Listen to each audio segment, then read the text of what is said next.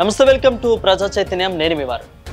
జగన్మోహన్ రెడ్డి మీద దాడులు జరుగుతున్నాయి. సో జగన్మోహన్ రెడ్డి భయాందోళనగా ఈ యొక్క పరిస్థితులు కూడా నెలకొనేందుకు కూడా ఉన్నట్లు కూడా తెలుస్తోంది. దాదాపు కూడా భద్రత ఆందోళనకరంగా ఉన్నట్లు కూడా తెలుస్తోంది. దాదాపు కూడా అంటే ఆయనకి Z+ సెక్యూరిటీ కావాల్సిన పరిస్థితుల్లో కూడా 4+4 సెక్యూరిటీ ఇస్తున్నారంటూ కూడా ఇటు వైసీపీ నేతలు అంటున్నారు. సో దాదాపు కూడా అటు ఎప్పుడైతే వైజాగ్లో చేతికి హత్య శ్రీను, అదేవిధంగా తర్వాత ఇక శ్రీను చేశారు. ఆ తర్వాత ఇక ఇటు పక్క మొన్న జరిగిన ఎన్నికల్లో కూడా రాళ్ల దాడి, అదేవిధంగా కొన్ని చోట్ల జగన్ మీద జరుగుతున్న దాడులు, ఇదంతా కూడా చూసుకున్నట్లయితే జగన్కి Z+ సెక్యూరిటీ కావాల్సింది కేవలం వాళ్ళు 4+4 మాత్రమే ఇస్తున్నారంటూ కూడా ఇటు తిరుపతి ఎంపీ గురుమూర్తి ప్రత్యేక అధికరణగా తీసుకుని దీన్ని 377 ఆర్టికల్గా దీన్ని చూపిస్తూ, అధికరణ 377 కింద దీన్ని చూపిస్తూ కూడా ఆయనకి Z+ సెక్యూరిటీ కావాలి, కేవలం 4+4 మాత్రమే ఇస్తున్నారంటూ కూడా పార్లమెంట్లో అదేవిధంగా ఇటు కొన్ని కార్యాలయాల్లో కూడా ఆయన నినాదించడం జరిగింది.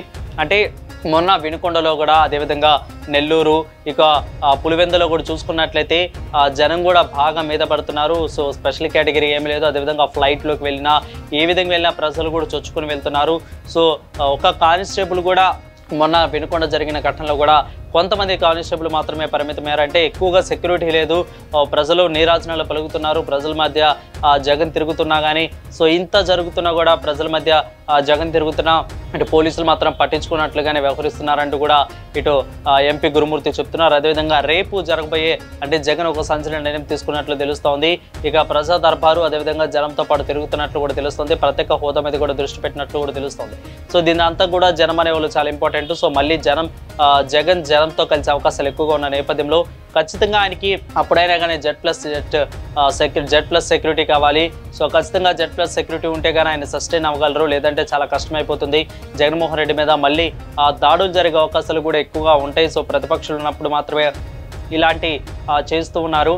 ఈ అధికారంలో ఉన్నప్పుడు కూడా Z+ అడిగినా కానీ ఇదంతా కూడా ఇవ్వలేదు. ఖచ్చితంగా ఇప్పుడు Z+ సెక్యూరిటీ కావాలి, కేవలం 4+4 మాత్రమే ఇస్తున్నారంటూ కూడా గురుమూర్తి నినాదించడం జరిగింది. సో చూద్దాం. ఇక ఖచ్చితంగా రేపు జగన్ బెంగళూరు నుంచి వచ్చిన తర్వాత ప్రజా దర్బారు, అదేవిధంగా కొన్ని కార్యక్రమాలు, అదేవిధంగా ప్రజల బాట పట్టే అవకాశాలు ఉన్నాయి కాబట్టి ప్రత్యేక హోదా గురించి కూడా ఆయన నినాదించుకుంటారు. కాబట్టి సో ఎలాగా దీన్ని ముందుకు తీసుకెళ్తారో, ఎలా దీని మీద ముందుకెళ్తారో అనేది కూడా చూడాల్సిన పరిస్థితి కనిపిస్తుంది. మరిన్ని అప్డేట్స్ కోసం చూస్తూనే ఉండండి ప్రజా చైతన్యం.